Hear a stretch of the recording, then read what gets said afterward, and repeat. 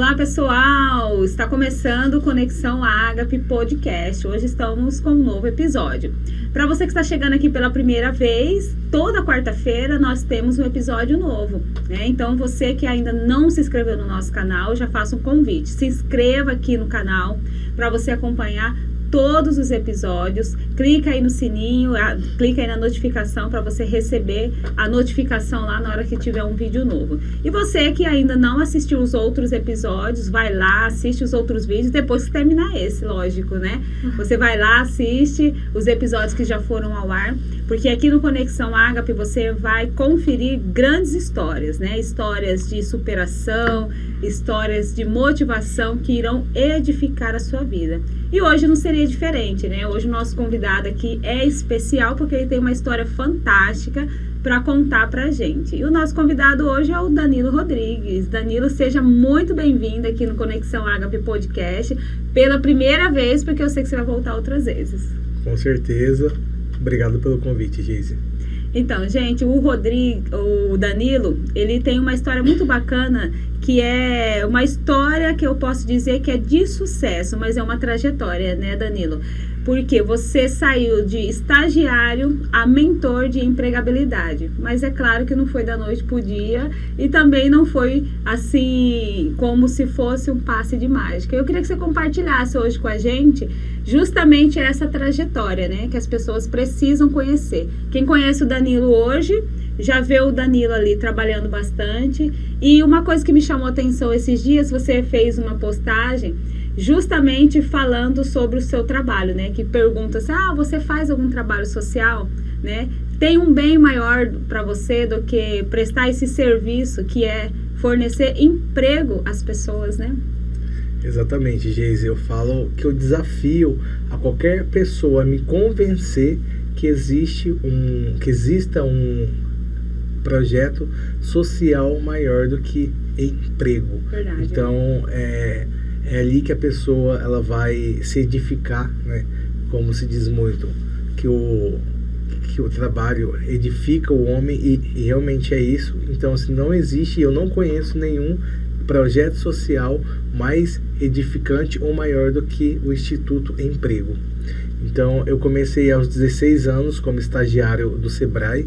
Inclusive, o nosso slogan no R Danilo Estágios é faça do estágio a melhor fase da sua vida. Eu falo que durante essa minha jornada, a minha carreira, o estágio foi a melhor experiência que eu tive. Eu tive a oportunidade de fazer estágio no Sebrae, né, onde nós fazíamos o estágio, nós podíamos conciliar as nossas atividades acadêmicas com o dia a dia da organização, e o estágio no Sebrae, eles ofereciam a capacitação, então sempre eles estavam desenvolvendo as habilidades nos estagiários. Então eu tenho certeza que se hoje eu cheguei até aqui, eu devo muito a esta oportunidade que eu tive no Sebrae, e eu fiz do estágio a melhor fase da minha vida. Então, a dica que eu inclusive dou aos estudantes, né, seja de ensino médio ou ensino superior, ou até mesmo do ensino técnico, é que ele faça estágio, que é a oportunidade que o estudante tem de conciliar o dia a dia da organização, de adquirir experiências, né, de desenvolver as suas habilidades, inclusive comportamentais, e conseguir uma recolocação no mercado, seja CLT ou até mesmo, porque não, empreender e montar o seu negócio.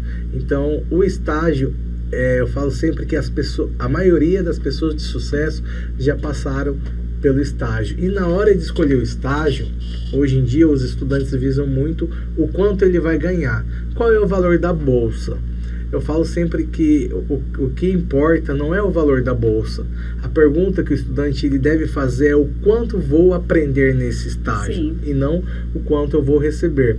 É semelhante às pessoas que muitas vezes estão em busca de uma recolocação, e às vezes ela faz uma pergunta ao selecionador sem antes saber as condições da vaga. Ela já pergunta quanto eu vou ganhar.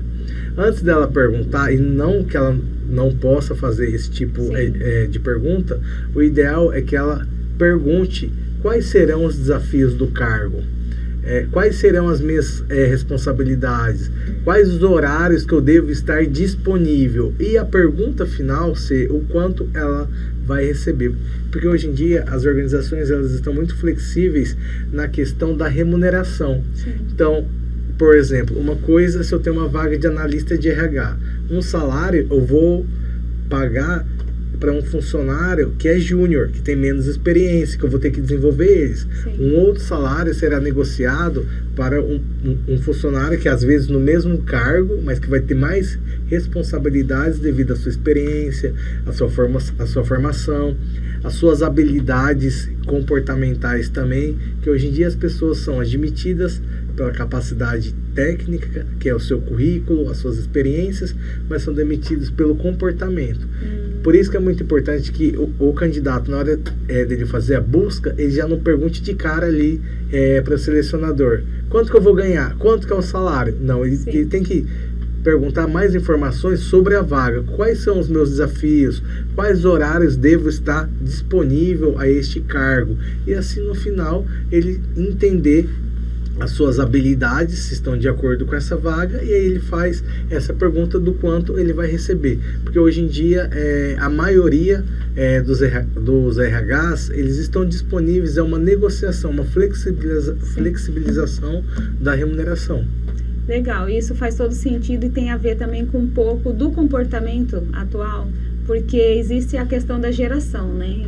Você, quando começou como estagiário, você tinha 16 anos, era uma realidade um pouco diferente da de hoje. A geração de agora, a pesquisa fala que é uma geração imediatista, quer ser dono do seu próprio negócio e ganhar dinheiro fácil, dinheiro rápido. Não tem a paciência de esperar o processo, né? Então, essa cultura da geração de agora também afeta nessa questão de aceitar essa condição que primeiro você não tem que pensar em quanto você vai ganhar, mas sim naquilo que você tem para aprender, porque afinal de contas o estágio é para isso, né? Você fazer na prática aquilo que você está aprendendo e dali então você se tornar um profissional que será contratado, que é o que aconteceu com você, né?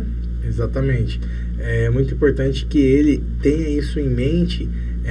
Na minha época em que eu iniciei o estágio em 2004, aos 16 anos, esses dias. Era uma outra, esses dias. Então, assim, era uma outra visão de estágio. Uhum. A geração de hoje, como você mesmo disse, elas são muito imediatistas, né? Então, assim, eles estão na faculdade e muitas vezes eles já querem o cargo de gerente. Sim. Eles não passam nem, eles não querem passar por essa jornada de um estágio onde ele pode desenvolver as habilidades técnicas e comportamentais. Ele vai ter um mentor ali que vai assessorar, que vai ensinar ele, né? Não quer passar por uma vaga de auxiliar, de assistente ou até mesmo de analista. Muitas vezes o estudante ele já quer ocupar o cargo de gerente e é muito importante nessa jornada dele ele passar de etapas por etapa. Sim. Eu mesmo, eu fui estagiário, depois eu fui auxiliar, aí que eu montei o meu negócio, né? Logo que eu saí do Sebrae, eu participei de uma seleção de uma companhia seguradora, onde eu fiquei 1 ano e ali eu tive certeza que o que eu queria na minha vida era empreender, né? Paixão por gente. Paixão por gente, né? Então, assim, é muito importante que as pessoas, inclusive, que estão iniciando a carreira agora, desenvolvam não somente as habilidades técnicas, que é o saber fazer, adquirindo ali as experiências, mas desenvolvam as habilidades comportamentais. Quais são as habilidades mais exigidas hoje pelo mercado? A comunicação. As pessoas que se comunicam melhor, elas possuem os maiores salários e ocupam os melhores cargos nas organizações. A inteligência emocional, ela saber gerenciar as suas emoções, né? A capacidade de liderança também, né? De liderar muitas vezes pelo exemplo. Sim. Né? Saber delegar. Delegar não é delargar, né? Mandar a pessoa fazer e é isso mesmo, é você acompanhar o seu liderado, né? E também nós falamos muito sobre a questão da inteligência espiritual, que nada tem a ver com religião, mas sim propósito de vida. Sim. E essa questão do propósito de vida tem a ver com a pessoa saber o que ela quer para a vida dela, para ela se sujeitar àquilo que precisa fazer no momento, né, Danilo? Hoje, você falou aí sobre a questão da comunicação, né? A comunicação é algo que é treinável, é algo que a pessoa pode adquirir essa capacidade. E uma outra coisa que você, ao seu ver, que trabalha bastante com essa questão de recrutamento de pessoas, as pessoas elas também têm dificuldade de sujeitar a novas capacitações. É uma geração que a pessoa acha que já sabe de tudo, então não quer mais investir em cursos, em capacitações. É uma geração que tem uma dificuldade maior na hora de investir. Por exemplo, não que a pessoa não tenha que se divertir. Se ela tiver R$500 hoje, entre ela se capacitar num curso que vai desenvolver uma habilidade nela, em que ela pode conseguir uma nova recolocação, ou ela assumir um novo cargo, Sim. ou ela pegar esses R$500 e ir para um camarote de um show. Hoje a maioria dos jovens vai escolher ir para o camarote de um show. Então, assim, é menor o número de jovens que já pensa mais nessa questão de se qualificar. As pessoas que se qualificam, elas se destacam no mercado, elas são disputadas no mercado. Pela experiência, pelas habilidades desenvolvidas. Então, assim, se esse jovem, né, ele tiver esse pensamento de quanto mais ele se capacitar, de quanto mais ele investir nele, ele vai conseguir melhores vagas, vai ocupar cargos com melhores condições e também melhores e maiores salários. Certo. E conta um pouquinho pra gente como que foi lá no seu começo, né? Você fez esse estágio, você era estagiária, depois você sentiu aí e falou assim, não, eu tenho paixão por gente, né? Tanto que isso daí... É o nosso slogan. É o seu slogan, como que é? Danilo? Danilo, paixão por gente. Paixão por gente. Faz todo sentido, né? Porque não é dar emprego para alguém, né? Não é oferecer uma proposta de emprego, né? Como que surgiu essa RH Danilo, paixão por gente na prática? Eu falo sempre que a pessoa que muitas vezes está desempregada é como uma pessoa que está no hospital.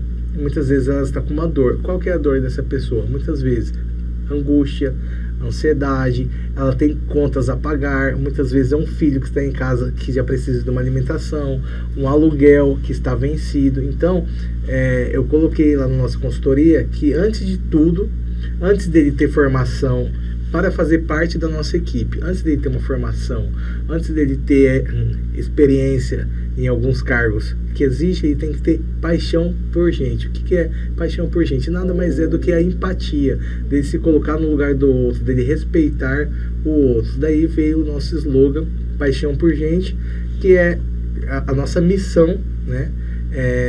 E todos os nossos colaboradores, eles devem seguir essa paixão por gente. Ele pode ter uma formação em Ohio, em Harvard, mas se ele não tiver paixão por gente, ele não vai estar dentro do nosso fit cultural. Então, assim, é muito importante esse respeito, essa empatia com os candidatos. E é como eu falo com eles. Hoje, nós estamos na cadeira do recrutador, mas amanhã nós podemos também estar na cadeira do candidato, né? Verdade. Falo sempre que o mundo não gira, ele capota. É verdade. Né? É muito rápido. Então, assim, esse respeito com o candidato, esse respeito com o nosso cliente é muito importante. Então, daí veio, antes era R Danilo, gestão de gente, aí nós alteramos para R Danilo, paixão por gente, que não é mais somente o nosso slogan, Sim. que é a continuação do nosso nome. Que legal. E assim, expandiu de uma forma tão grande, né, Danilo, que a gente vê o resultado, né? Quantas pessoas ali passaram pela sua empresa e também quantos parceiros, né, de empresas ali passaram ali pela sua empresa. E teve uma alteração na pandemia, né? Você falou sobre essa questão da importância, como que a pessoa se sente quando está desempregada. Isso a gente pôde presenciar muitas cenas, principalmente na pandemia, né? Onde muitas pessoas tiveram que se reinventar, ficaram desempregadas. Qual que foi o seu trabalho durante esse período da pandemia? Que começou você tendo alteração ali no seu próprio ambiente de trabalho, né? Como que foi? Nesses 16 anos, nós completamos nesse ano 16 inclusive anos. Isso, ressaltar isso, né? Isso. Este ano nós completamos 16 anos. E nesses 16 anos, nós contratamos mais de 15 mil profissionais em diversas vagas, jovem aprendiz, estágio, de auxiliar, a vaga de alta direção. Nesses 16 anos, nós tivemos que a todo instante nos reinventar, e na pandemia não foi diferente. Quando veio a pandemia, nós estávamos acostumados a receber o candidato na nossa sede, né, que ficava localizada ali na Miguel Sutil, já ter esse contato físico com os candidatos. Nós tivemos que começar a avaliar os candidatos por meio da internet, por videochamada, por meio da linguagem corporal, enviando o link de uma avaliação comportamental onde o candidato clica e ele responde, e também ensinar os candidatos que não estavam acostumados a como participar de uma seleção online, né? Começando, quando você vai participar de uma seleção online, você tem que se vestir adequadamente como você estivesse indo numa seleção presencial. É muito importante que você avise ali no seu ambiente familiar que você vai participar de uma seleção, para você não ser interrompido. Barulho, o silêncio, você estar num local enquanto candidato com acesso à internet, né? Com uma internet boa, de qualidade ali, para não cair a conexão. E aí os nossos consultores, eles avaliam por meio da videochamada esses candidatos. Então, assim, nós conseguimos verificar também que houve até um aumento do número de candidatos e o resultado foi muito maior. Aumentou a qualidade de seleção, aumentou o número de candidatos, diminuiu o número de candidatos que faltam, porque um fator que é relevante e muitas vezes eu acredito que muitos RHs não sabiam, infelizmente, existem algumas pessoas que não tem nem o dinheiro do ônibus. Sim. O ônibus aqui em Cuiabá é uma média de R$5. Sim. Aí você imagina, tá R$5 vai, R$5 volta. Em uma única seleção, são R$10. Se você participa de 5, são R$50. E você tirar R$50 de um orçamento familiar de uma pessoa que está desempregada é um valor muito alto. Então, assim, com a seleção online, né, então, nós começamos a investir na tecnologia a nosso favor para a seleção, investindo na tecnologia, investindo na inteligência artificial, que hoje o nosso sistema ele consegue ranquear os candidatos que estão mais adeptos à seleção. Por exemplo, nós vamos lançar lá uma vaga de gerente de RH. Aí vai ter alguns requisitos: tempo de experiência, formação, região em que mora, até 15 quilômetros do raio ali do cliente, do endereço do cliente. E aí, quando esse candidato faz o cadastro completo, o nosso sistema, pela inteligência artificial, ele já vai ranquear os candidatos que estão mais adeptos. E aí os nossos consultores já entram em contato com esses candidatos que se candidataram na vaga e já inicia a seleção ali mesmo, por meio da inteligência artificial, e a tecnologia vem nos ajudando muito. E isso teve também como resultado uma redução de custos para você e para toda a sua equipe?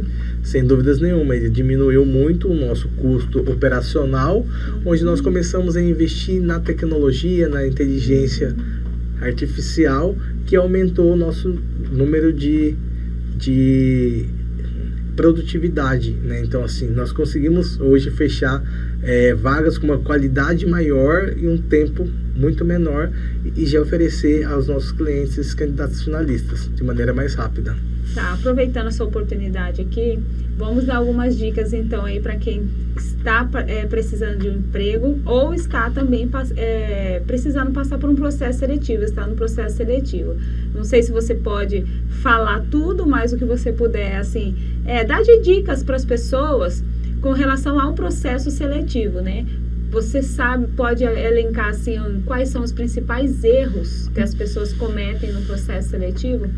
Já começa pelo currículo, né? É muito importante que o candidato ele tenha um currículo bem elaborado, objetivo e sucinto, ali com no máximo 2 páginas, né? E com as informações escritas de maneira clara e também corretamente. O recrutador ele começa a avaliar o candidato a partir do currículo. E é o currículo que vai determinar. Existe um levantamento que os recrutadores levam em média de 6 segundos para escolher ou descartar esse currículo. Então é ali que o recrutador ele vai determinar quem é que vai participar, quem é que tem o perfil mais aderente para participar da seleção. E é muito importante que não tenha mentiras no currículo. Então, por exemplo, existe muito do candidato ele colocar lá que ele tem um Excel avançado e não tem.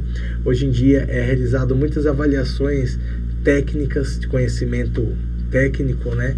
Ele não tem um idioma, o inglês avançado, ele não tem nem o básico. Então, se ele colocar ali no currículo, no que ele realmente é bom mesmo, né? No que é relevante, ele coloca ali as experiências dele, as últimas experiências, sempre na sequência último, penúltimo, antepenúltimo, né? A formação acadêmica ou a formação escolar, né?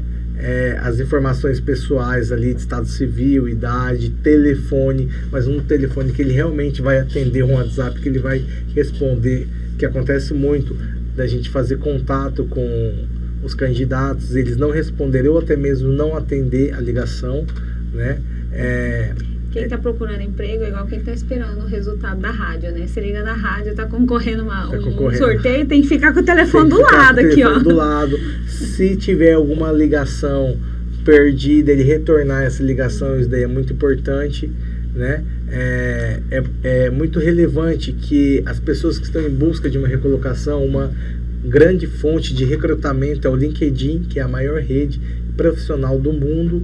Então, assim, ele fazer um perfil ali no LinkedIn. Ali no LinkedIn não é o local dele colocar a foto com a família. Sim. É o local dele colocar as suas condições profissionais, as suas certificações, as suas habilidades. Sim. Eu vejo ali muito que alguns candidatos colocam foto com a família, foto com o filho. Ali não é o ambiente de fazer isso. Ali é próprio, né? Para trabalho. Profissional, 100%. Né? Ali vai colocar as habilidades, as competências, as experiências. Eu falo sempre que é importante colocar somente as últimas experiências, né? Última, penúltima, antepenúltima. Eu tive 7 experiências. Coloca mais relevante, né? Nesse currículo, e o currículo ele deve ser direcionado. Ali no currículo ele vai colocar objetivo. O objetivo ele vai colocar a área de atuação. Por exemplo, eu sou formado em Direito, sim, mas também atuo na área de comunicação. Então, se eu quero buscar uma oportunidade na área de comunicação, eu faço um currículo direcionado para a área de comunicação. Atuar na área, por exemplo, de rádio e TV. E ali eu vou colocar nas informações adicionais os cursos de capacitação que eu fiz nesta área. Então, todo o currículo deve ser segmentado para a área de atuação que esse candidato deseja. E nunca mentir no currículo, porque o recrutador ele é um especialista em investigar a vida dos candidatos. Então, não mentir experiência, não mentir formação, não mentir sobre o que ele conhece, porque senão o candidato vai acabar passando vergonha. É melhor ele ser humilde e reconhecer, olha, por exemplo, o Excel. Eu não tenho domínio no Excel, mas eu posso estar fazendo um curso, eu posso estar me capacitando, do que, por exemplo, ele falar que ele tem experiência, ele tem habilidade e ele não tem.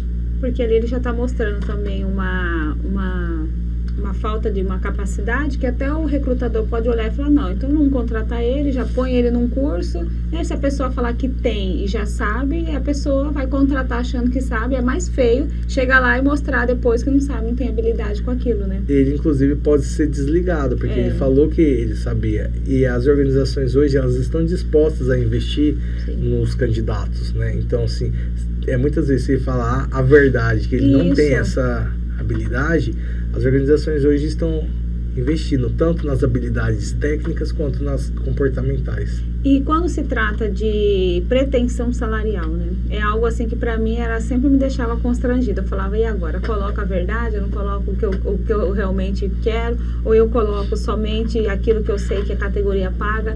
Quando se trata de pretensão salarial, o que você sugere que seja assim mais sábio a gente fazer na hora?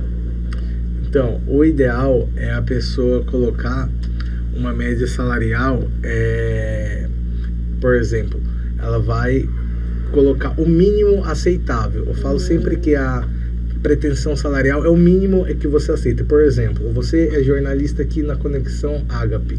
Geise, qual que é o mínimo aceitável? por exemplo, 5 mil. Certo. Menos de 5 mil é algo que você não aceita. Então eu já sei que eu vou começar a negociar com você a partir de 5 mil.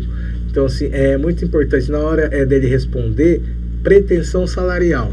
Qual é o mínimo que essa pessoa aceita de salário? Entendi.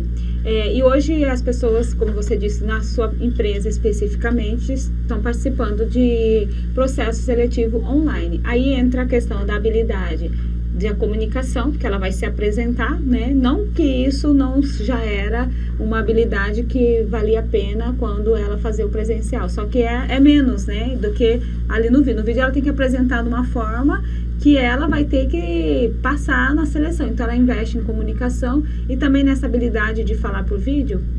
A linguagem é corporal. Hoje em dia já existem diversos cursos de avaliação de linguagem corporal. Até mesmo pela PNL, a gente consegue avaliar os candidatos pela linguagem corporal. Então, e já tem muitas dicas na internet também de como participar. Se eu colocar ali no Google, como participar de seleção online. Então, são diversas dicas como um ambiente silencioso, uma conexão de internet com alta velocidade, a pessoa se arrumar adequadamente como ela estivesse indo numa seleção presencial. Eu falo isso porque já aconteceu de candidato deitado na cama querendo responder a nossa psicóloga. Então assim, ela teve que dar uma orientação. Então assim, deitado na cama, travesseiro na cabeça e ela tem que orientar, olha, isso nós encaminhamos antes, todo um manual de orientação. Isso é legal, você bacana, entendeu? Né? Nós orientamos antes, então assim, de falar, olha, você tem que estar sentado, né? Você tem que estar num ambiente silencioso, então eu te retorno numa outra hora. Deu uma outra oportunidade a ele inclusive ele foi selecionado. Muitas vezes, por falta de orientação, o candidato acaba fazendo isso, né? Acho que online também, não, né? não vai ser avaliado. Sim. Né? E é importante não ser radical, sempre orientar. Legal. Se a pessoa ouve a orientação, ok, senão está tudo bem também. Né? Isso. Porque quando a pessoa não está interessada, ela faz questão de de errar. E né? Acontece muito também do candidato. E perder tempo, né? De quem está ali recrutando e dela também, né? Se ela por que você quer a vaga? Então, já aconteceu. Por que você quer a vaga? Então, não sou eu que quero, é a minha mãe que quer que eu consiga a vaga para eu parar de jogar videogame. Não acredito! Acontece. Meu Deus. E aconteceu com a gente. Então, acontece de tudo que você imaginar. Vocês que têm uma poderia empresa muito bem impossível. Capacitada, com um emocional muito bem elaborado. Porque se fosse eu ia falar, ok, para de perder tempo comigo, pelo amor de Deus. Se a vaga fosse conosco, eu ia falar, só porque a sua mãe quer, agora você está contratado. Só para ele aprender que tem que... E eu vejo também, eu vou falar uma situação que aconteceu essa semana com um colega meu. Ele me mandou o currículo dele e falou assim, Danilo, eu preciso muito de um serviço, mas não tenho experiência nenhuma. Ele tem 20 anos. Eu falei, ok, vamos... você me encaminha o seu currículo, que eu vou encaminhar o currículo à nossa equipe de seleção. Eu não faço mais seleção, já tem uns 5 anos, justamente porque a seleção ela tem que ser imparcial. Sim. O candidato ou a candidata não pode passar porque é amigo do Danilo. Sim. Ele tem que passar porque ele atendeu aqueles requisitos que o cliente exige, né, solicita.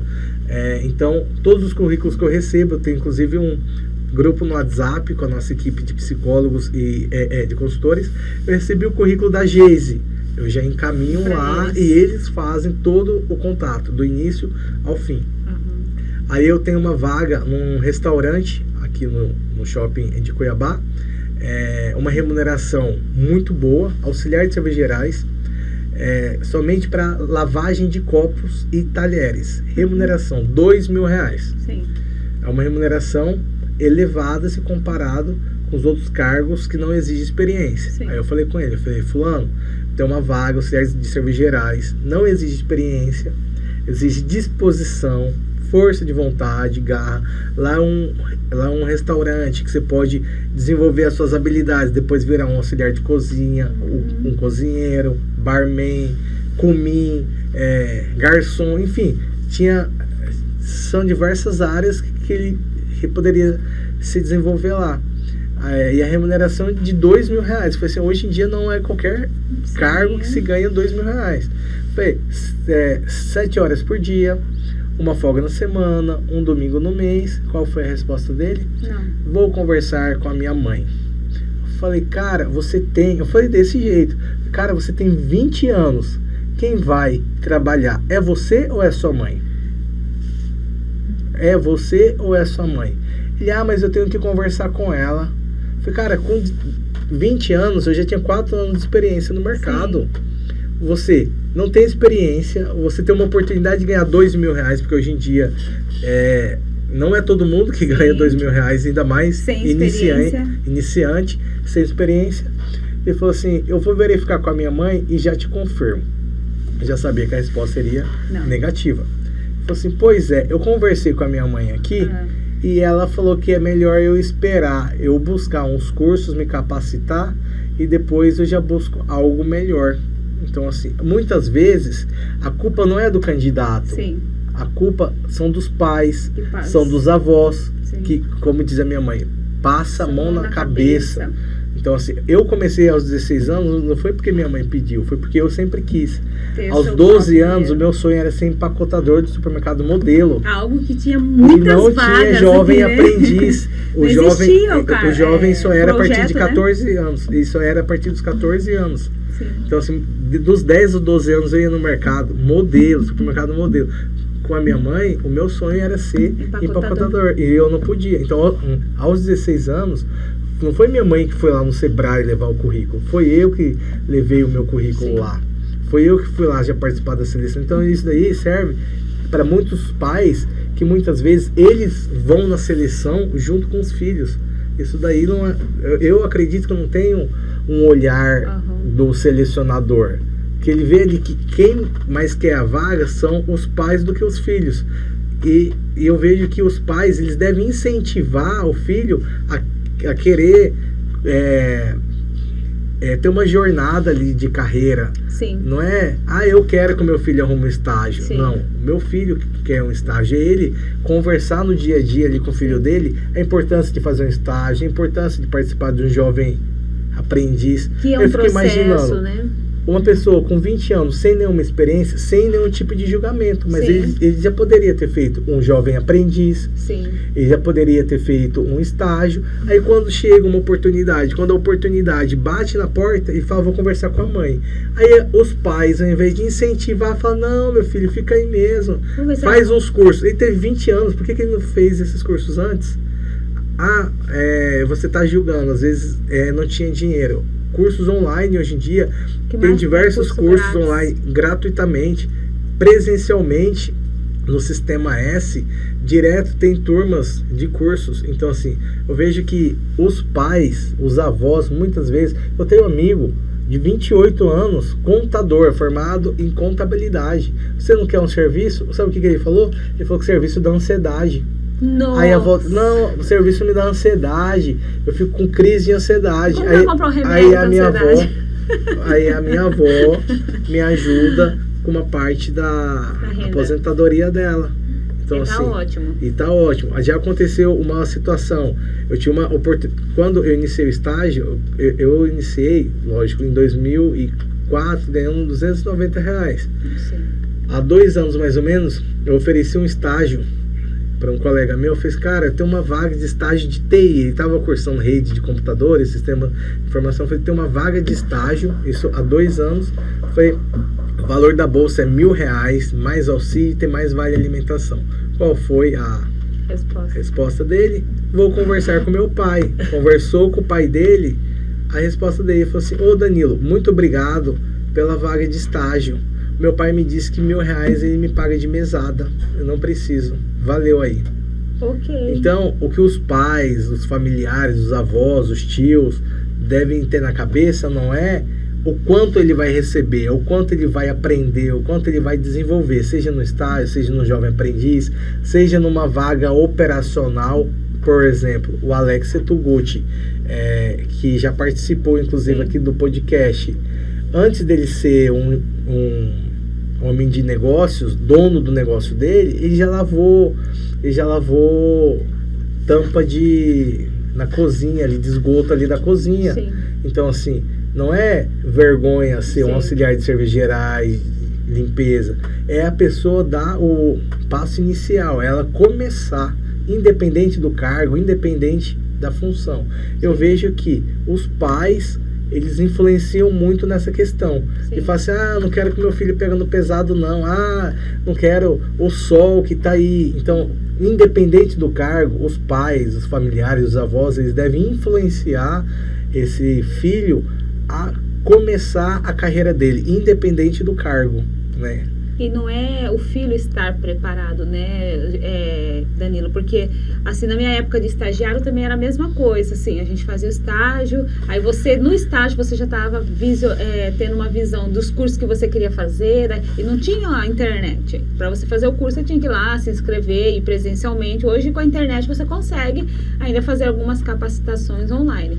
Mas eu acredito que o que a pessoa ela tem que ter em si é o que você teve, é o que eu sempre tive. Não somos exemplos, eu estou falando o que o processo faz, né? Que eu não sou exemplo para alguém, assim, no sentido, faça assim como uma receita, não. Mas é a pessoa ter na mente dela o propósito de vida dela. Porque meu pai pode me dar R$1.000 hoje, ok. E se meu pai morrer amanhã? Qual é o meu propósito de vida? Os R$1.000 eu tenho que pegar para me ajudar a investir no curso para eu conseguir, já que eu tenho esse recurso. Então não é R$1.000 hoje para eu gastar com roupa, sapato, com festa, beleza. Ou eu já tenho essa oportunidade de ter um pai ou uma mãe que me financia R$1.000 por mês, ok. Então o que eu vou fazer com esses 1.000? Eu vou fazer o investimento? Vou aceitar o estágio e vou ter 2.000 e vou investir em mim. Isso mesmo. Então, assim, mas muitas vezes a pessoa ela tem esse pensamento que eu acredito que ela não tem um propósito de vida firmado. Que eu acho, é o que a gente estava falando no começo, é a geração de agora, que é imediatista, só quer o rápido e pro agora. Então, você tem uma prospecção de futuro. Você estava estagiando, você passou por um cargo, aí você falou, poxa, eu quero ter minha empresa. Você teve um propósito de vida, tanto que esse propósito hoje, esse ano, completou 16 anos. Então, os dentro pais... do estágio, eu já tinha essa consciência que eu queria montar o meu negócio, ser dono do meu negócio. Tanto é que o R. Danilo, ele surgiu dentro do meu estágio no Sebrae. Eu era estagiário e aí eu já montei a consultoria de RH. Então, Legal. a pessoa saber onde ela quer chegar e de que forma que ela vai chegar. Né? O que eu quero fazer, por que eu quero fazer e como eu vou fazer.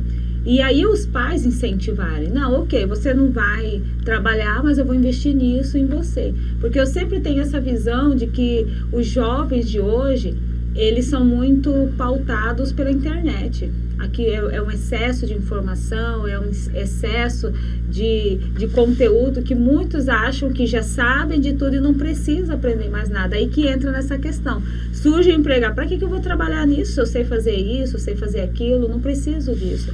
Então, isso que você falou é muito importante, que tenha sido como uma reflexão, principalmente para os pais, né? Que é certo que os pais querem o melhor para o filho? Sim. Mas um pai, ele tem que ter essa consciência de que o filho passar pelo processo também vai fazer valer a pena. Assim, se fosse assim, o pai pagava um diploma de medicina e o filho não precisava passar 6 anos numa faculdade. Né? Porque eu quero meu filho que seja médico. Mas por que para a universidade você passa por um processo e começar no emprego também é um processo? O meu primeiro emprego, para você ter uma ideia, foi de telemarketing na telemensagem. Você lembra que antigamente existia aquele telemensagem? A pessoa te ligava, Danilo, eu tenho uma mensagem para você. Eu era a pessoa que ligava. Eu era a pessoa que ligava. Danilo, você tem... E era um trabalho de 4 horas. Eu tinha 16 anos. Para mim era o melhor emprego do mundo. Porque eu estava ali trabalhando, ganhando meu dinheirinho. Então hoje eu creio que falta isso mesmo. As pessoas têm mais propósito de vida. Falar, não, eu vou chegar lá, mas para eu chegar lá eu vou passar por aqui, aqui e aqui. E os pais se conscientizarem que é importante que o filho passe por esta jornada. Né? É muito importante ele saber isso daí. Que eu sei que que às vezes, sei lá, dói nos pais, sabe? Ah, meu filho vai ficar debaixo do sol.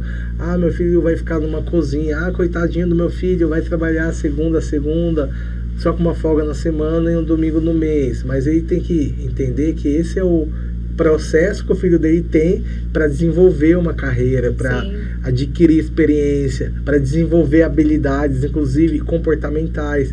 O medo de falar em público, tem uma pesquisa que revela que o medo de falar em público, por exemplo, ela atinge 41% da população mundial. Tem mais medo de falar em público do que de morrer ou de perder um ente querido. Eu mesmo fiz parte desses dados dos 41%. Entre você falar, Danilo, você quer falar em público, você quer um tiro no seu pé, você podia me dar o tiro. Então, assim, eu sou formado em Direito. O único dia que eu falei na faculdade foi no dia da monografia. Você era tímido? Sobre efeito de fluoxetina e suco de maracujá. Foi no dia da monografia que eu não tinha mais onde correr. Aí, a partir dali, eu falei assim, a comunicação é a habilidade mais desejada pelo mercado, independente do que eu for. Eu vou ter que saber me comunicar.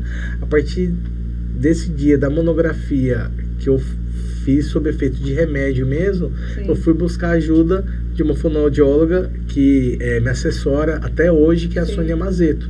Então, assim, a pessoa também saber identificar quais são as dificuldades, os gaps dela, o que ela precisa desenvolver. Tem pessoas que têm muita dificuldade de relacionamento interpessoal, ela não sabe lidar com outras pessoas já são mais explosivas, já tem uma dificuldade, falta, na verdade, nela a inteligência emocional, né? Então, assim, ela saber, pelo autoconhecimento, ela vai saber quais habilidades ela precisa desenvolver. E as habilidades comportamentais, ela pode ser desenvolvida. Qualquer habilidade comportamental, ela pode ser desenvolvida. Então, se é a comunicação, ela vai buscar uma ajuda. Inteligência emocional, o que mais tem é material no YouTube, inclusive ensinando a desenvolver a inteligência emocional, né? A comunicação, a inteligência espiritual, tem muito material também. Então, assim, não existe mais a pessoa falar que eu não tenho como investir. Na internet tem o material, nisso, né? Ou não sou bom nisso. Quanto tempo ela está disponibilizando do dia para o uso da internet, em geral, WhatsApp, Facebook, Instagram, e quanto tempo do dia ela está disponibilizando do dia para investir na carreira dela, no conhecimento. O conhecimento é algo que ninguém vai tirar dela. Então, quanto mais ela se desenvolver, mais capacitada ela vai estar e ela vai conseguir ocupar posições melhores, cargos melhores, salários maiores da organização. Na pandemia a gente viu muitas pessoas assim mudando totalmente a rota da vida, né? Ou abriu algum próprio negócio, ou teve que se requalificar, teve que se recolocar no mercado de trabalho de uma forma diferente. A pessoa trabalhava só numa área, teve que ter habilidade em outras áreas. Você acredita assim que hoje o profissional ele tem que saber mais de uma coisa para aquela função que ele... Por exemplo, eu sou jornalista, mas eu aprendi a editar vídeo, eu aprendi sobre rede social, eu aprendi, além de escrever, eu aprendi divulgação sobre impulsionamento em rede social, ponto. Todos os profissionais hoje que vão se recolocar no mercado de trabalho, você acredita também que tem que aprender um pouco mais, saber mais daquilo que ele faz? É muito importante que ele seja multitarefa, né? Ele sabe desenvolver as atividades não somente dos subsistemas da área dele, por exemplo, RH. Eu só sei recrutamento e seleção. Não, eu sei fazer um plano de cargos e salários, eu sei fazer um curso de capacitação. Então, quanto mais conhecimento, no RH nós chamamos isso de generalista. Quanto mais generalista ele for, né? Quanto mais áreas ele souber, quanto mais sub-áreas ele souber dentro da área, ele vai estar mais capacitado e ele vai conseguir uma recolocação maior. Por exemplo, dentro do RH, algumas organizações ainda separam o RH do departamento pessoal. Mas quando a gente vai contratar um gerente de RH e se esse gerente de RH ele for supervisionar a área de departamento pessoal entre os candidatos finalistas. Os que têm conhecimento de departamento pessoal, que é folha de pagamento, toda aquela parte de documentação, o candidato que sabe, mesmo que ele só tenha conhecimento da área de departamento pessoal, e o candidato que é muito bom só na área de RH, desenvolvimento de pessoas. Esse candidato que tem esse conhecimento de departamento pessoal, ele vai ter mais possibilidade de conseguir a vaga. Então é muito importante que o candidato ele tenha conhecimento de toda a área e das áreas vizinhas também. Isso daí vai ajudar sempre, ele, né, na recolocação. Ele sempre está em busca de conhecimento contínuo, se atualizando, se capacitando, ele vai conseguir essa recolocação.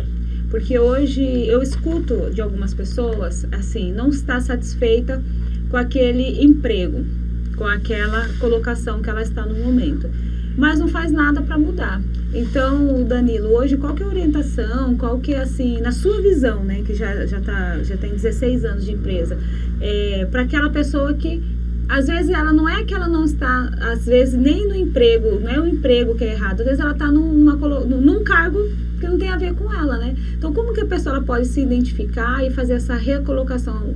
Porque tem gente que fica anos reclamando daquilo que faz e não muda, né? Então, as consultorias de RH, elas oferecem alguns serviços de recolocação, né? Então, esse candidato, ele pode fazer uma avaliação de autoconhecimento, ele pode solicitar para ser aplicado, por exemplo, a avaliação DISC, nela já vai ser mapeado as competências desse candidato, onde ele vai entender melhor quais são as áreas que ele vai atuar melhor.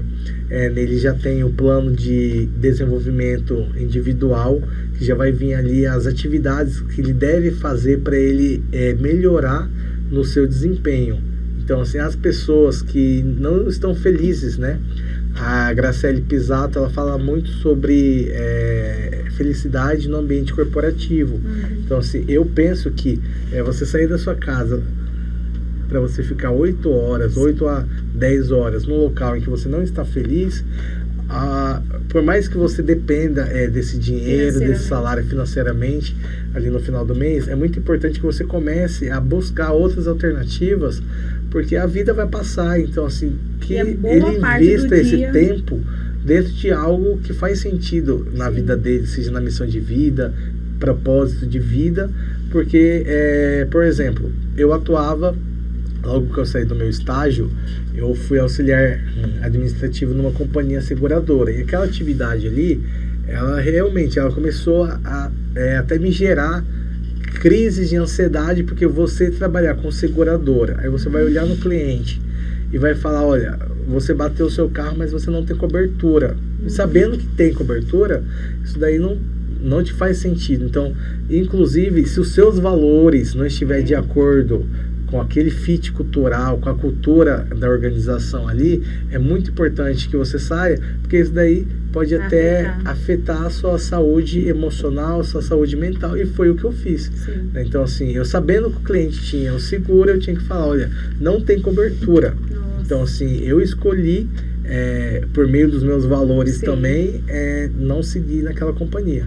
Então, assim, é muito importante, a felicidade não está no quanto se ganha também, mas no que você faz, na atividade que você faz, de como que ela colabora na vida das outras pessoas, como que ela vai impactar a vida das outras pessoas. Enfermeira, por exemplo. Eu tenho uma amiga, quando eu fiquei doente, eu tenho uma enfermeira, que ela é minha amiga até hoje. E todas as pessoas que estavam na UTI na época, levava chocolate, levava bolo, ela recebe cartinha de todo mundo. Você entendeu por quê? Porque ela mesma fala assim, não consigo imaginar, Danilo, ela me chama de irmão hoje em dia, irmão, não consigo me imaginar eu numa outra função que não seja salvar vidas. Então ali ela já escolheu a missão de vida dela. Isso daí é muito importante. Ela entendeu a missão dela. Ela fala, não me vejo fazendo outra coisa que não seja salvar vidas. E tanto ela é 100% paixão por gente. Tanto é que na UTI as pessoas queriam ser atendidos por ela, inclusive eu. Então, meus dias felizes na UTI eram os dias que a Fernanda estava atendendo. Então, assim, e ela entende isso daí como uma missão de vida. Ela fala assim, ó, foi Deus que me colocou lá, esse é meu propósito de vida. E ela nem pensa em mudar de área. Se eu for enfermeiro, por ter medo de agulha, de injeção, é capaz de eu não conseguir salvar alguém. Gente, eu vou morrer porque eu não consigo salvar essa pessoa. É mais ou menos isso. Então, é importante, é isso daí. A pessoa entender a missão dela e de que forma que ela pode colaborar, contribuir, ajudar e impactar a vida do outro. Eu tenho uma frase que eu uso muito, que é: um dia nós vamos entender que ser feliz com os outros é muito melhor do que ser mais feliz do que os outros, porque junto é muito melhor do que você sozinho. Eu não quero ganhar dinheiro sozinho, eu quero que os meus colaboradores tenham uma excelente remuneração também. Eu não quero ser feliz sozinho, eu quero que as pessoas que estão à minha volta, junto comigo, e as que não estão também, sejam felizes também, né? Então, é o ser humano tirar um pouco do egoísmo dele e já ter mais empatia pelo outro. É verdade. Aí você tocou num assunto que eu já ia te perguntar, que é sobre essa situação que você passou no hospital, né? O médico te deu quantos dias de vida? Ele me deu 4 horas de vida. 4 horas de vida. E hoje você vê que você teve uma nova oportunidade de vida? Sem dúvidas nenhuma. Conta um pouquinho como que foi. Porque eu lembro que eu acho, não sei se foi para você que eu mandei mensagem ou eu liguei, aí eu recebi depois o retorno de algum tempo, e você falou, uma pessoa acho que respondeu o WhatsApp, se eu não me engano, tinha alguém respondendo por você, eu acho, né, que falou da sua situação. Eu falei, eu não acredito, Danilo, eu não sabia nem que você deve ter falado no celular corporativo, isso, né? Aí responderam falando. Então, aí depois você me respondeu falando que você tinha vivido ali. Falei, nossa, eu fiquei chocada. Os médicos foram 6 meses antes da pandemia. Foi em agosto, foi no dia do estagiário, 18 de agosto de 2019. Eu comecei a sentir, uns dias antes eu comecei a sentir falta de ar. Isso foram 6 meses antes da pandemia. E aí eu comecei a sentir falta de ar, eu morava sozinho. Aí eu falei, não vou falar pra minha mãe que eu tô sentindo falta de ar, né? Aí eu fiquei enrolando a semana inteira, tomando remedinho ali, remedinho aqui. Aí no dia dos pais, que era nessa semana, ela falou bem assim, olha, se você for dar alguma coisa pro teu pai, você vai numa loja aí no shopping Pantanal, que eu morava ao lado. Ela falou assim, você vai aí na loja, você compra uma camiseta polo, que amanhã nós vamos na pizzaria. Fiquei pensando, como que eu vou na pizzaria com falta de ar? Eu liguei para amigo meu e falei assim, vem aqui em casa, pega o meu cartão, você vai ali no shopping, você compra uma camisa pro meu pai do Dia dos Pais. E foi lá, comprou a camisa. Eu falei, que adianta eu ter a camisa, senão que eu não vou conseguir ir na pizzaria? E isso eu com falta de ar em casa. Eu falei, mas acho que até amanhã eu vou melhorar. Não melhorei muito, mas com muita falta de ar eu fui lá na pizzaria. Aí a minha mãe, ela percebeu, ela falou assim, você não tá bem, mãe é mãe. Ela falou assim, você não tá bem. Eu falei, não, eu tô sim. Aí eu fiquei um pouco lá e fui embora. Aí no que eu fui embora eu já fui direto pro hospital. Aí eu fui fazer uma consulta lá, eles me deram soro. Aí o médico falou assim, olha, você vai ter que internar, que você está com pneumonia. Eu falei, não vou internar. Aí eu esperei terminar o soro, eu mesmo tirei o soro. Foi embora. E fui embora. Eu falei, não vou ficar internado. Aí fiquei uma semana, aí eu já fui direto pra casa da minha mãe. Aí ela começou a me dar remédio caseiro, né? Remédio caseiro, foi de segunda a domingo. Domingo, que era de 18 de agosto, no dia do estagiário, tomando banho, já estava usando oxímetro, a saturação estava muito baixa. Eu tomando banho já caí no chão. Com muita falta de ar, eu fui direto já para o hospital, porque no hospital, na semi-UTI, segunda, terça, quarta e na quarta-feira. Aí na quarta-feira, pela manhã, eu percebi que a movimentação do hospital, meu cunhado, que não tem muito contato comigo, estava lá dentro da sala da UTI, meu irmão, que a gente não tem muita afinidade, não é muita afinidade, muita ligação, proximidade. Ele já estava lá, ele não é de faltar serviço, ele está num serviço há mais de 12 anos. Não então, falta. no meio do expediente dele, eu deitado numa maca de UTI, com aqueles aparelhos, aqueles equipamentos assim no rosto. Porque você estava vendo consciente, ele, né? Eu estava consciente, mas eu acho que a minha mãe, ela pensava que eu Não estava consciente. eu não ouvia, né? Ah, sim. Então, assim, por mais que eu tava com aquela máscara de ar, eu ouvia, né? E nesta quarta-feira, a minha mãe, desde o dia que eu fui internado, ela não conseguiu ficar no quarto, ela ficava no corredor. Ela saía do quarto e voltava, saía da UTI e voltava. Aí eu percebi, eu falei assim, eu acho que tá acontecendo alguma coisa. E é agora que eu vou mesmo partir dessa para melhor. E aí eu comecei a questionar Deus. Eu falei, Deus, com muita falta de ar, eu falei assim, eu ajudo tantas pessoas. Eu ajudei com cesta básica, ajudo a arrumar serviço, ajudo tantas pessoas, você vai me levar desta forma? Eu fiquei chateado, eu fiquei revoltado. Sim. Mesmo. E eu usava um celular lá na UTI, que eu ficava ouvindo os meus louvores, né? Uhum. As minhas músicas. Aí a enfermeira, ela foi, e eu tava na máscara de ar, ela segurou assim na minha mão, ela começou a chorar, ela falou assim, você é tão novo, eu não queria que você morresse, Deus podia fazer um milagre, né? Olha, e eu estava ouvindo, né? Uhum. Aí nisso a minha mãe, eu via que ela não conseguia mais ficar no quarto, ansiosa para um lado para o outro. O Alex Setuguchi, ele já tinha ido lá me visitar de manhã, tipo, sei lá, umas 9 da manhã. Aí, antes das 11 da manhã, ele voltou de novo. Aí, naquele jeitinho dele, né, todo calmo, ele falou assim, Dan, eu voltei lá pro restaurante, mas eu não consegui ficar lá no restaurante. Eu posso ficar mais um pouco aqui? Aí eu só fiz assim, com a máscara assim, né? Aí ele ficou lá, eu falei, gente, se o Alex veio uma vez, voltou. Se o meu irmão tá aqui, se o meu cunhado tá aqui, se a minha mãe não tá conseguindo, eu fui montando, que ele quebra a cabeça. Eu falei assim, eu estou morrendo, eu tenho certeza que eu tô morrendo. Aí começou a aparecer um monte de gente, assim, do nada lá, assim. Eu falei, cara, eu não posso questionar Deus, porque foi Ele que me deu a vida. Então, eu não posso fazer esse questionamento. Aí tinha uma mulher que ela tava... E nisso, o médico já tinha dado 4 horas de vida, só eu que eu não sabia. Ele falou, ou vocês levam para um hospital maior e tenta, né? Porque eu estava no hospital particular, mas era de pequeno porte esse hospital. E tenta, mas ele não passa de 4 horas por...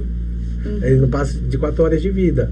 Aí nisso, eu Alex, lá eu posso cantar uma música, uma oração? Aí ele cantava a música, a oração. Eu falei, gente, eu tenho certeza que eu tô partindo dessa para melhor. E aí, na única hora que eu vi que a minha mãe conseguiu ir lá no quarto, né, no leito, aí ela segurou assim na minha mão e falou bem assim, eu te amo desde o dia que você nasceu e vou te amar até o seu último respiro de vida. E ali eu tive a certeza de que era uma despedida, né? Aí teve uma mulher que ela estava orando nos quartos e eles estavam fazendo aquele exercício de respiração. Sim. Que você tem que respirar e soltar, respirar e soltar. E os elásticos estavam amarrados assim em mim. Aí ela chegou assim, ela falou assim, eu posso fazer uma oração? E eu só via ela no meio dos elásticos assim, eu só balancei a cabeça. Ela falou assim, você vai sobreviver, você vai ser o milagre de Deus para você poder falar para as pessoas sobre o amor de Deus em todos os dias da sua vida. Amém. Nisso, nesse caminho, nesse tempo que foi tudo menos de 4 horas, chegou o SAMU. Eu mudei de hospital para um hospital mais equipado. Aí eu fiquei nesse hospital quarta, quinta, sexta, fiquei mais uns 15 dias lá. No 5º dia já não conseguia mais respirar. A respiração, ela foi sumindo. Aí eu comecei a orar a Deus lá dentro da UTI e falei assim, Deus, está tudo bem, foi o Senhor que me deu a vida, o Senhor tem todo o direito de tirar, eu já aceito que hoje seja o meu último dia de vida. Eu estava com os equipamentos ligados e a sala, a UTI que eu estava, ela era toda de vidro, aí eu conseguia visualizar os médicos de fora. E a minha saturação, o certo é ficar acima de 95 a 100. Aí, falam que abaixo de 90 já é para, eu esqueci o nome que fala, intubação. E a minha ficava 90-91. Já ia para intubação. E nisso, a enfermeira, toda hora ela ia no quarto e falava assim: Danilo, resiste mais um pouco, os médicos já querem te entubar. Eu que não tô deixando. Aí eu vi ela ia lá fora, brigava com os médicos, falava, eu já falei, não vai te entubar. Aí nesse 5º ou 6º dia eu falei assim: Deus, se o Senhor me deu a vida, o Senhor pode me tirar, e está tudo bem, não tem raiva, não tem mágoa, e tá tudo certo. Eu peguei, comecei a tirar os equipamentos de respiração. Na verdade eu sentei na cama, no leito, né? E o leito ele era automático, porque eu sozinho eu não conseguia levantar e sentar. Aí eu levantei com a ajuda do leito, que era automático, fiquei sentado e comecei a cantar aquela música do Faz um Milagre em Mim, e comecei a tirar os equipamentos de respiração e joguei ele assim longe. Falei: Deus, o Senhor pode me levar. E cantando a música Faz um Milagre em Mim, na hora que eu olhei nos batimentos cardíacos, eles foram aumentando, e a saturação de 91 pulou para 99, nunca mais senti falta de ar. Glória a Deus. Você viu ali que foi um milagre de Deus. Foi um milagre de Deus. E eu falo que se Deus me deu essa oportunidade de sobreviver, é justamente para poder falar do milagre e para poder falar do amor dele com todos os seus filhos. Glória a Deus. E por isso que você está aqui, porque as pessoas precisam conhecer a sua história, conhecer o que Deus fez na sua vida, porque você fez como Jesus na hora da cruz, né? Que ele se entregou, falou assim, que seja consumado, porque Deus tinha um propósito que ele iria ressuscitar no 3º dia. Mas como Deus tinha o propósito de fazer um milagre na sua vida, você se entregou ao Senhor, né, a Deus. Então, a partir do momento que você se entregou, Deus fez a vontade dele na sua vida. E que bom que você está aqui no meio de nós para contar mais e mais histórias. Mas é muito lindo ver isso, porque poucas pessoas sabem do que você passou, né? E logo depois, porque se tivesse acontecido isso na pandemia... Foram 6 meses antes, então pode ser que foram alguns... Na verdade, foram todos os sintomas do Covid. A falta de ar, o pulmão ficou comprometido 90% de um lado, 80% do outro. Nossa. Então, eu até às vezes penso que foi a vírus, Covid que chegou antes de mim. Você veio de algum lugar com esse vírus. De algum lugar. Mas depois que você teve esse milagre, qual foi a sua mudança de visão de vida? Eu tenho ressignificado muito as coisas, as situações, os lugares, aproveitado o meu tempo. Então hoje eu não gasto o meu tempo com qualquer coisa, valorizo mais, ainda mais, né, porque eu já valorizava bastante família, os amigos, e foco naquilo que eu realmente vejo que é da vontade de Deus, olhar sempre o outro. Eu falo sempre, só olhe o outro de cima para baixo se for para ajudá-lo. Então assim, o que a gente puder fazer para ajudar, auxiliar, nós estamos atuando com o nosso, como se fosse o Instituto Paixão por Gente, que é justamente para arrecadar alimentos, agasalhos, móveis também, né? Nós temos algumas ações que Paixão por Gente ele faz, né? Nós temos esse Instagram que é Paixão por Gente. Aí lá nós recebemos alguns pedidos e aí nós fazemos as doações. Que muitas pessoas às vezes ela tem o que doar, mas não tem como levar. Sim. E aí nós fazemos essa logística. Já fizemos doação de geladeira, de fogão, de cesta básica, alimentos, roupas também, né? O inverno tá chegando aí, acho que é junho, né? Junho tá chegando. Nós fazemos essa campanha do agasalho, nós já fazemos ela há 10 anos, né? Só que agora você abriu ali justamente já um instituto Instagram justamente para ajudar essas pessoas. E quem quiser ser voluntário também, nós não recebemos nada em dinheiro, somente em doação.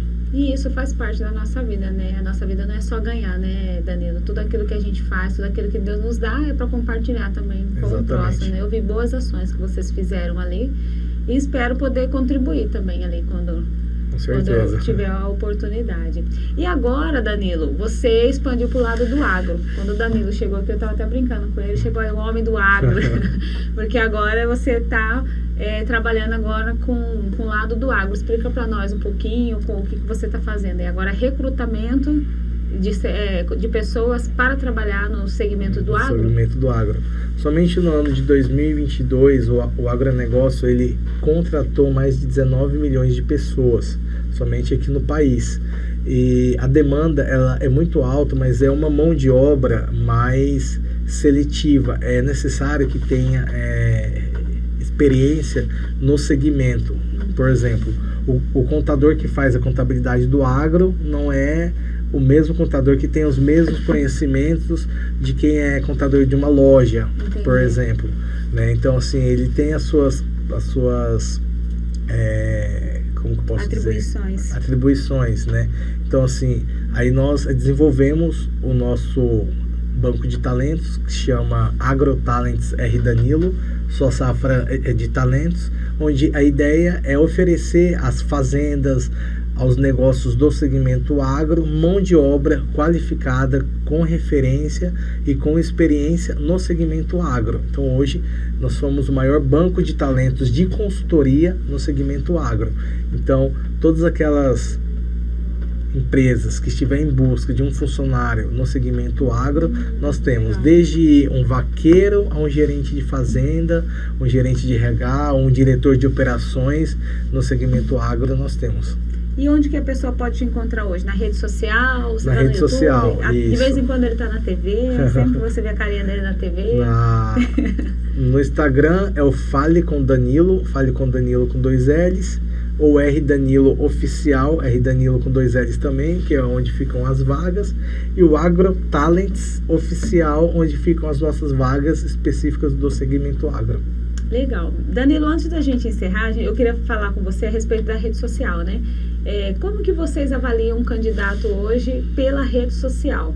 Qual é a avaliação aos olhos do recrutador, né? Porque você não faz mais essa parte, são os psicólogos. Mas hoje, qual seria a sua orientação ou dica para quem está ali na rede social? A pessoa que quer um cargo, que é avaliado na rede social da pessoa? Existe um levantamento, Geise, que mais de 90% dos RHs estão de olho nas redes sociais, no que esse candidato vem postando. Aí muitos candidatos já pensam, a rede social é minha, é pessoal, eu faço o que eu quiser. Não é bem assim. É uma rede de pela rede social, né? Pelo fato de ser uma rede de relacionamento, ali o selecionador ele consegue avaliar o tipo de comportamento do candidato, se é um candidato, o que ele pensa sobre a vida, sobre o país, sobre a economia, o estilo de vida do candidato. Por exemplo, se eu tenho uma vaga que entra das 6 da manhã até as 15 horas e é um candidato que sai, que é festeiro, baladeiro, sai todos os dias, dificilmente ele vai conseguir chegar no horário, ou se chegar, ele vai ter energia de executar bem as atividades. Então, na rede social é muito importante o que ele posta, o que ele coloca, fala muito sobre ele. E a questão das fotos também, quando o candidato for chamado a uma seleção, ele saber o tipo de foto que ele vai colocar no WhatsApp também. Então, assim, ele sempre colocar o WhatsApp, ele tem aquele modo foto de perfil somente para os contatos. Ele sempre marcar essa opção, porque na hora que um selecionador chamar aí no WhatsApp, ele salva o contato e aí ele pode fazer uma mudança de foto ali. Por exemplo, existem vários candidatos que chamam as nossas psicólogas, as nossas consultoras de seleção no WhatsApp sem camisa, não é recomendado, de biquíni. Então, assim, já que você que está chamando, né, você que está fazendo esse contato, coloca uma roupa, uma vestimenta adequada na sua imagem de perfil, né? E na rede social, quem está buscando uma recolocação, quem deseja se relacionar com o mercado, ele não pode ficar de fora do LinkedIn, que é a maior rede profissional do mundo. Lá estão os executivos, selecionadores, recrutadores, estão em busca de talentos. Então, assim, o que muita gente não sabe é que muitas vagas, e as melhores vagas, não são anunciadas. Os headhunters, eles ficam caçando talentos, perfis, por meio das indicações.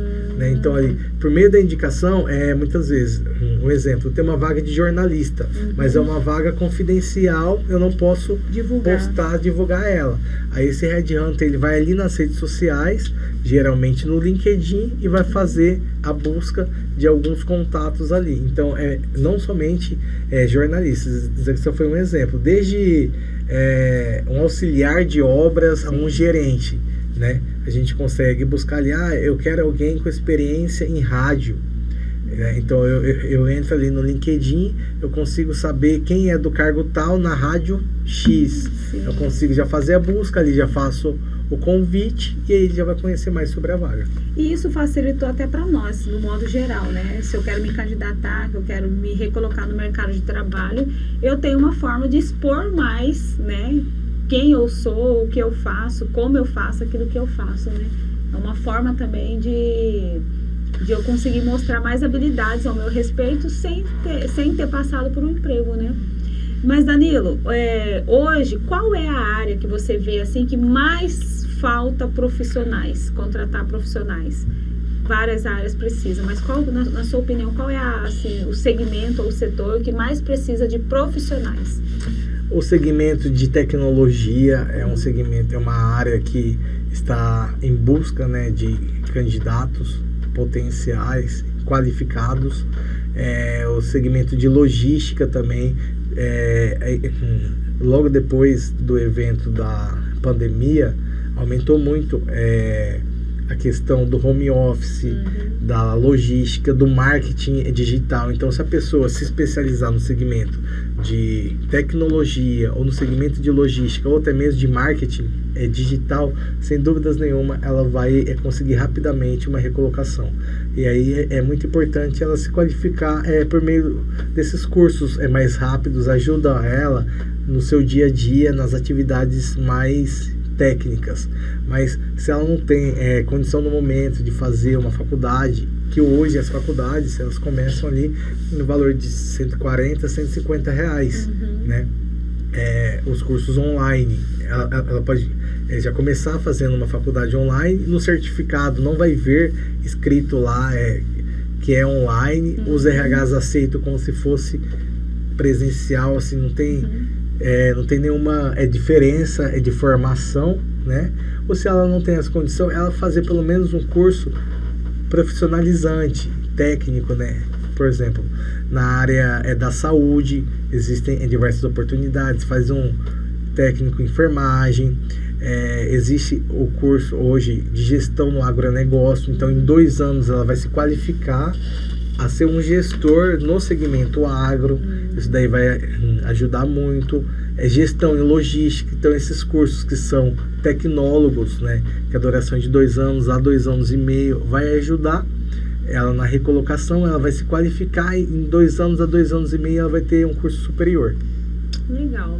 Bom, Danilo, foi muito bom o nosso bate-papo. Acredito que o Danilo tem que voltar aqui mais vezes, porque esse assunto aqui... Daqui um dia ele vai estar voltando aqui para lançar um livro, alguma coisa, porque é muita informação, né, que pro nosso tempo aqui, o tempo acaba sendo pouco. Mas assim, Danilo, para quem quiser tirar mais dúvidas com você, pode buscar você direto lá na rede social, né? Diretamente lá na rede social, no Fale com Danilo, sou eu mesmo que respondo. Tem o site de vocês? É o www.rdanilo.com ou o agrotalents.com. Tá, eu queria que você falasse aqui o que você falou lá no vídeo aquele dia, que você postou recentemente falando sobre o trabalho, né? Aquilo ali eu vi e eu fiquei pensando, eu falei, realmente é verdade. O maior serviço é o trabalho que você pode ofertar, né? Sem dúvidas nenhuma. Você fala sobre a ação social, isso, né? Isso, a ação social. Que você falou quando assim, me as pessoas perguntam se na minha sua empresa faz alguma ação social. Isso. Sempre que me perguntam se na minha empresa tem projeto social, eu falo que tem e é o melhor de todos, emprego. Eu desafio qualquer pessoa a me convencer que existe um projeto social maior e melhor do que emprego. Eu falo que é o maior e melhor instituto que tem, se chama emprego. É a oportunidade, é dignidade que a gente pode oferecer às pessoas. E é com isso que nós atuamos há mais de 16 anos, né? Que a nossa missão é justamente essa, é a paixão por gente, pelo mundo, pelo país, e principalmente pelo nosso estado de Mato Grosso. Gente, que legal. É isso aí. Danilo, obrigada pela sua participação aqui. Que bom que Obrigado deu certo. Obrigado pelo convite. Dessa vez deu certo. É que eu e Danilo tava tentando agendar, conciliar as agendas, porque o homem agora vive rodando Mato Grosso, né?